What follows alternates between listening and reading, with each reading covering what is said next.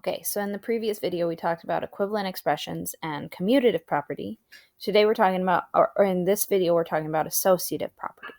So associative property is that if you change the groupings in an addition or multiplication problem, it creates equivalent expressions. So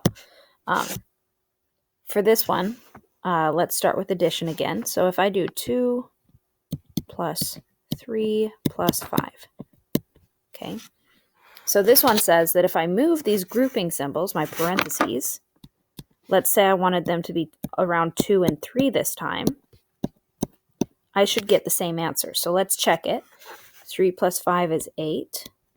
And then I have 8 plus 2, which is 10. On the right-hand side, 2 plus 3 is 5. And then I have 5 plus 5, which is 10.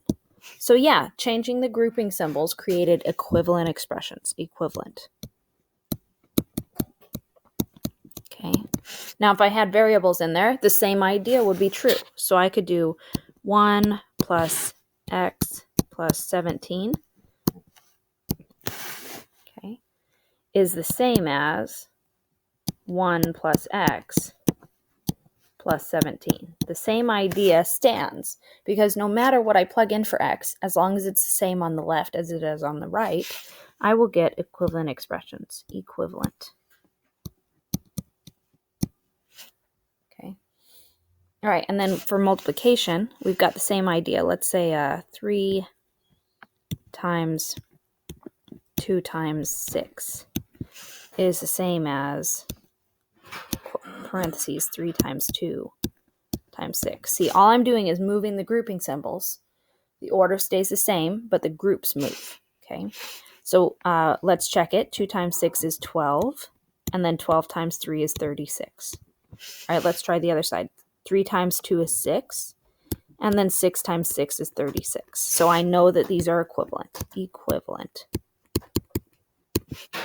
And again, the same thing happens when I put a variable in there. Let's say it's y times 5 times 7 is the same as y times 5 times 7. And again, as long as that y on the left and the right-hand side are exactly the same, this expression will always be equivalent. Okay, so that's all we're doing is changing the grouping. Okay, so then 2 more properties. They're a little bit quicker. The identity property. Now the identity property basically says if you multiply anything by 1, you'll get the same number. And if you add anything by 0, you get the same number. And this one is one that you've used all the time, okay?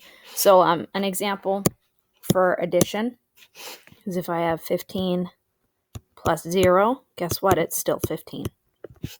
If I have q plus 0, guess what? It's still q, okay?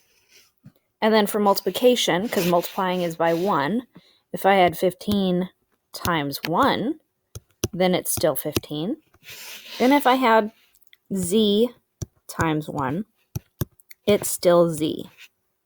Okay, again, the multiplication and the addition identity property. And last but certainly not least is this final property, and it is about multiplying by 0. And the property basically says if you multiply anything by 0, you get 0. Okay, and then an example.